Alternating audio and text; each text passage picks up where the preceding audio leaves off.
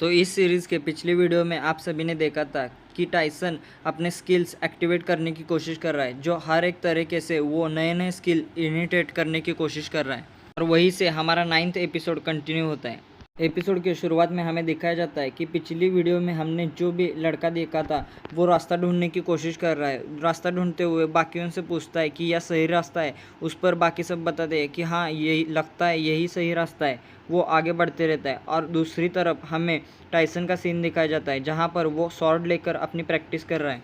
वो बिना ब्रीथ किए बहुत देर खड़े रहता है और अपनी स्वॉर्ड के माना इस्तेमाल करता है। उससे उसका नॉन ब्रीदिंग स्किल एक्टिवेट हो जाता है। इस स्किल से जब भी आप ब्रीथ करेंगे तब आपका माना पावर अचानक बढ़ जाएगा और एक ही बार में आपका बहुत सारा माना खर्च होगा, जिससे कि बहुत बड़ा स्लैश बन जाएगा।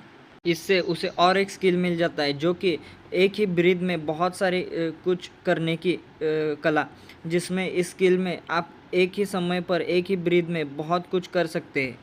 और आखिर में उसके सिस्टम पे एक मैसेज आता है, जो कि आपने स्किल प्लेयर एक्टिवेट कर दिया है। जो कि टाइसन हमें समझाता है कि बहुत सारे प्लेयर जो नॉर्मल प्लेयर होते हैं, लेकिन उन्हें जब भी सोलो मोड में जब आते हैं तब आपके स्किल जैसे जैसे आगे बढ़ते जाते हैं तब आपकी प्लेयर लेवल भी बढ़ जाती है। जैसे कि आप एक साधारण प्लेयर से एक स्किल प्लेयर बन जाते हैं, उसके आगे आप प्रो प्लेयर भी बन सकते हैं।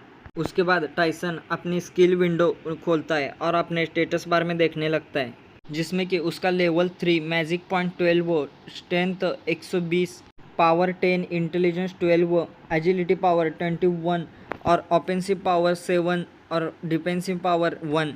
टाइसन अपना स्टेटस बार देखते हुए सोचता है कि मेरे पास अभी बहुत सारे स्टैट्स है, मेरी प्रोग्रेस अच्छी है, इसलिए मुझे अपना मेन स्किल क्रिएट कर देना चाहिए।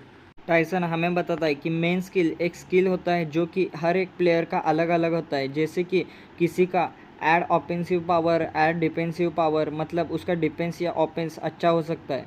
इसका सिंपल शब्दों में कहे तो आपके आइडेंटिफाई करने के लिए आपका एलिमेंट इस्तेमाल करता है। जैसे कि पिछले टाइम में मेरे पास स्किल था टाइम स्टॉप और अटैक नलिफिकेशन।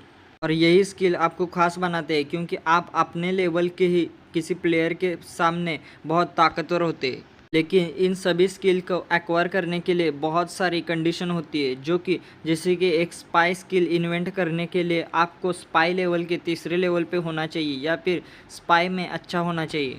से बहुत सारे स्किल्स छोटे छोटे मिलाकर आप अपना मेन स्किल तैयार कर सकते हैं। ये सब टाइसन हमें पैसेज में घूमते हुए, मतलब उस लाइब्रेंथ में घूमते हुए बता रहा होता है। अचानक उसके सामने एक बिग रैट अपेयर हो जाता है। टाइसन वैसे ही अपनी टावर शील्ड निकालता है और अपनी माना जो एक स्वॉर्ड बनाकर उस पर हमला कर देता है। लेकिन थोड़ा सा हमला करने के बाद ही टाइसन रुक जाता है और उसे बहुत सारे हमले करने देता है। जब वो बिग रैट छोटे छोटे डैमेज उसे देने लगता है, तब टाइसन अपने मन में एक स्माइल देता है और सोचता है, देखो तो ये कितना खुश हो रहा है, मैं अपनी स्किल के लिए इसे अपने आप को मारने दे रहा हूँ। टाइसन का थोड़ा थोड़ा बहुत डैमेज होने के बाद उसके सिस्टम पे एक मैसेज आता है कि आप अपने एम्प्टी पेस में एंटर कर चुके हैं और आप मरने के हालत में है। सुनने के बाद वैसे ही टाइसन अपनी टावर शील्ड आगे करता है और उस बिग रैट के हर एक हमले से बचने की कोशिश करता है। वैसे ही उसके सिस्टम पे और एक मैसेज आने लगती है कि आपके मरने का जो भी डेथ रेट है वो इंक्रीज़ होकर 3% से 3% हो गया है। आपने डेथ ऑफ मास्टरी 3% कर ली है। आपका कामनेस 2% से बढ़ चुका है और आपने बहुत सारे इस बिग रैट के अटैक को ब्लॉक किया है, इसलिए आपको स्पेशल स्किल ब्लॉक मिल रहा है। टाइसन उस बिग रैट के अटैक को ब्लॉक करते हुए सोचता है, मुझे होल्डिंग ऑन ये स्किल चाहिए, क्योंकि ये स्किल बहुत काम का है। क्योंकि जब भी आपको बहुत सारा डैमेज पड़ेगा तब बहुत सारा डैमेज एक ही बारे में कुछ समय के लिए ये पूरा नलीफाई कर देगा। टाइसन अपने पिछली बार के टाइम ट्रैवल के बारे में सोचता है। जब टाइम ट्रैवल नहीं हुआ था तब मैं जब एक हंट पे गया था तब तायन और जिन के साथ, तब जिन ने मुझे कहा था कि ये तुम्हारे पास स्किल कहाँ से आया, जो कि तायन के पास भी नहीं है। तब मैंने उनको ये बात बताई नहीं थी कि ये स्किल कैसे एक्वायर करते, लेकिन ये कंडीशन ऐसी है कि आपको किसी भी डेथ ट्रैप में एक बार फंसना होगा और जब आपको डेथ मिलने वाली होगी तब आपको होल्ड करना होगा। जब भी आप किसी भी मतलब एनिमी के अटैक ब्लॉक करते रहेंगे तब तक आपके इंक्रीज के चांसेस बढ़ते रहेंगे। आपको ये होल्डिंग ऑन स्किल अपने आप मिल जाएगा। तो इस बार टाइसन को एक बिग रैट की वजह से होल्डिंग ऑन स्किल मिल जाता है और वो अपनी एक अच्छी सी स्माइल देता है और कहता है मैंने पा लिया होल्डिंग ऑन स्किल, और उस बिग रैट को एक ही स्लैश के साथ ब्रीथ टेक्निक से उसे मार देता है और वो अपने सेंचुरी में मतलब लाइफ ऑफ फाउंटेन में फिर से चला आता है। वहाँ पर आने के बाद वो उसका पानी पीता है और अपना स्टैमिना और हेल्थ फिर से रिकवर कर लेता है। वो अपने सिस्टम में देखते हुए सोचता है कि चलो अब कौन से स्किल एक्टिवेट करने हैं। बहुत सारे स्किल तो एक्टिवेट कर लिए लेकिन ये अभी काफ़ी नहीं है, मुझे अभी 200 एक्टिवेट स्किल करने हैं। मेरे पास पिछली ज़िंदगी में 200 स्किल थे। अचानक उसके पीछे से उस पैसेज के डोर से एक आवाज़ आती है जो कि एक बुढ़े इंसान की होती है। वो चौंक कर पीछे मुड़ता है। वैसे ही वो बुढ़ा कहता है कि चलो यहाँ पर कोई तो गेस्ट आ गया है।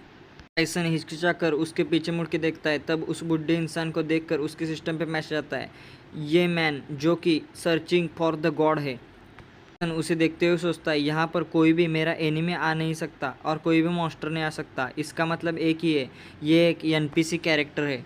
लेकिन ये बहुत ताकतवर है। इस सोलो मोड के सभी एनपीसी अब तक बहुत ताकतवर दिखाए गए। उतने में वो बुढ़ा इंसान टाइसन से पूछता है, एनी चांस तुम एक एडवेंचर हो? पर टाइसन उसे कहता है हाँ मैं वही हूँ। और वो अपने मन में सोचता है कि पिछली बार उसे ली तायन ने बताया था कि मैं जब फाउंटेन ऑफ लाइफ में थी तब वहाँ पर एक बुढ़ा इंसान आया था जो कि गॉड का सर्वेंट लगता था। उसके बारे में जब आगे कहा था तब मैंने ध्यान नहीं दिया था क्या कहा था उसने। उतने में उस बुढ़े इंसान के अंदर से बहुत माना निकलता है और अपना पंच तैयार करके टाइसन पर हमला करने के लिए वो तेजी से उसकी तरफ बढ़ता है। टाइसन के सिस्टम पे मैसेज आता है कि एंटीजार्स अटैक इज कमिंग। इसका मतलब उस बुढ़े इंसान का नाम एंटीजार हो सकता है। बूढ़े इंसान का हाथ टाइसन को लगने ही वाला होता है कि उतने में हमारा ये एपिसोड यहीं पर ख़त्म हो जाता है। तो आगे देखने के लिए लाइक और सब्सक्राइब करना मत भूलना।